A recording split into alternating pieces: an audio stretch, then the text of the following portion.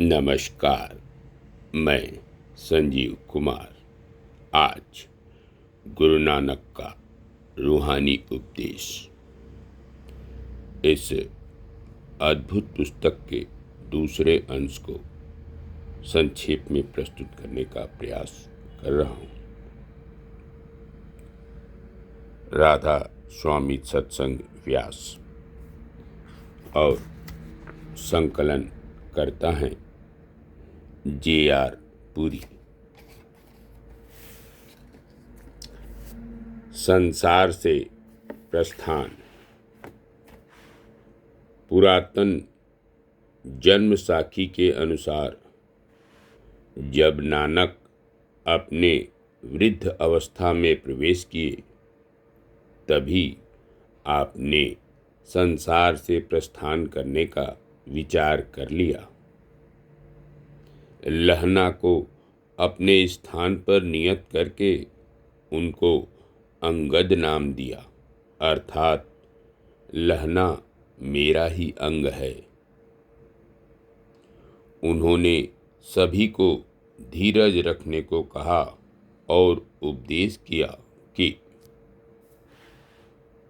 संसार में 4 दिन रहकर हरेक को यहाँ से चले जाना है और आगे जाकर हरेक को अपने किए हुए कर्मों का फल भोगना है। इस संसार में आकर सदा उस परमेश्वर के नाम में लीन रहना चाहिए, क्योंकि संसार में आना केवल उनका ही सफल है जो एक मन और एक चित्त होकर उस परम पिता को ध्याते हैं। किसी की मौत पर रोना व्यर्थ है, क्योंकि जो कुछ हो रहा है सब मालिक की मौज में हो रहा है। वास्तव में संसार के अज्ञानी लोग माया के प्रभाव के अधीन रोते और दुखी होते हैं। सच्चा रोना वह है जो उस परमात्मा के प्रेम का सूचक हो, अन्यथा रोना व्यर्थ है। गुरु नानक साहिब ने 7 सितंबर 1539 ईस्वी के दिन भौतिक शरीर त्याग दिया।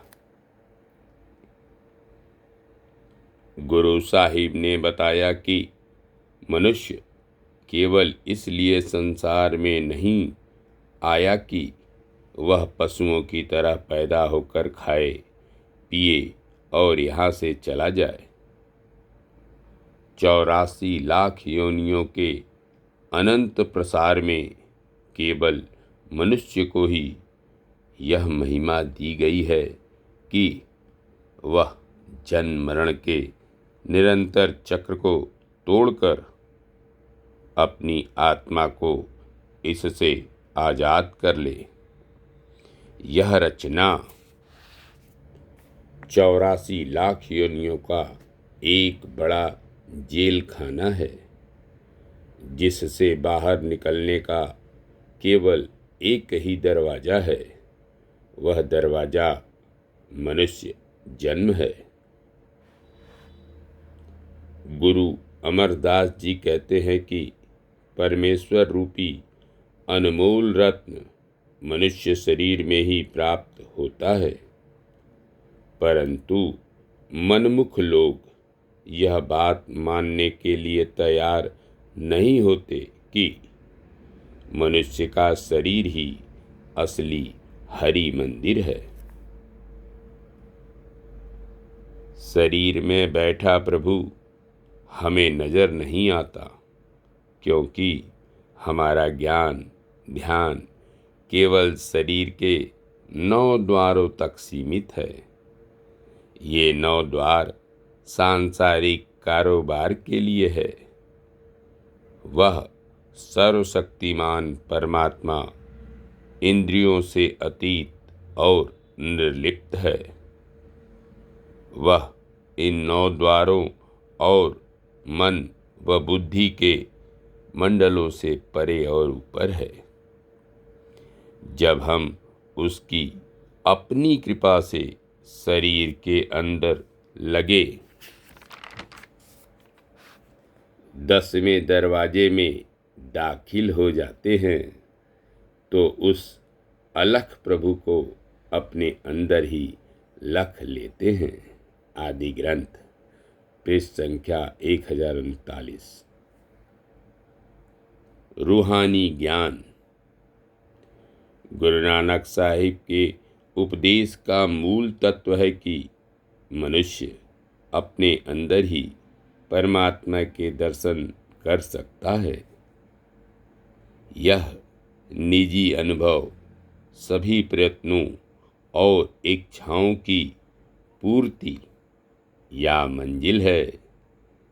इससे मनुष्य समय और स्थान की कैद और इनके साथ जुड़ी हुई सब कमजोरियों और कमियों से ऊपर उठ जाता है।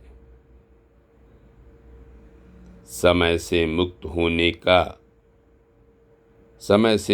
होने के कारण यह अवस्था कारण और कार्य या कर्म और फल से भी ऊपर है, क्योंकि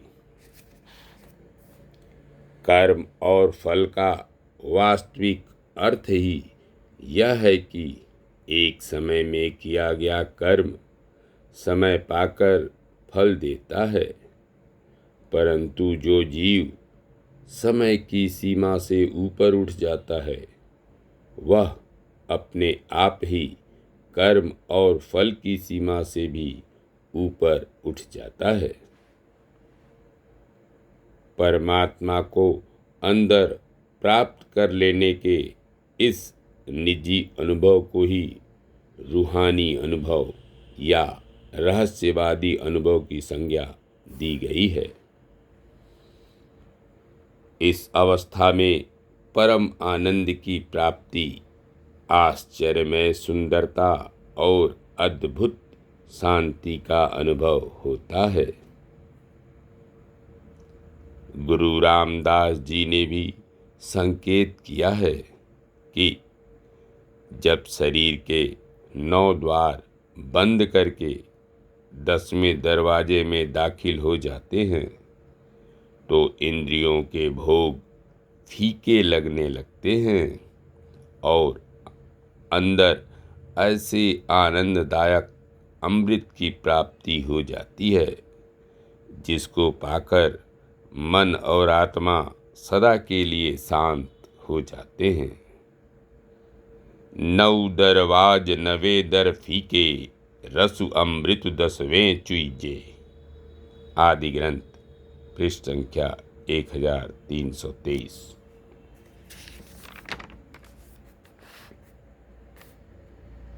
सदाचार के गुण धारण करने चाहिए, परंतु जब तक मनुष्य भले बुरे और राग द्वेष के दैत्य से मुक्त नहीं हो जाता, न वह सच्ची नेकी का रूप बन सकता है और न ही सच्चे प्रेम का।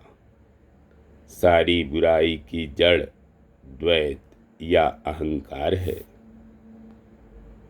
ध्यान देने योग्य है कि जब सब कुछ मैं ही हूँ या सब कुछ तू ही है तो राग द्वेष का प्रश्न ही नहीं उठता।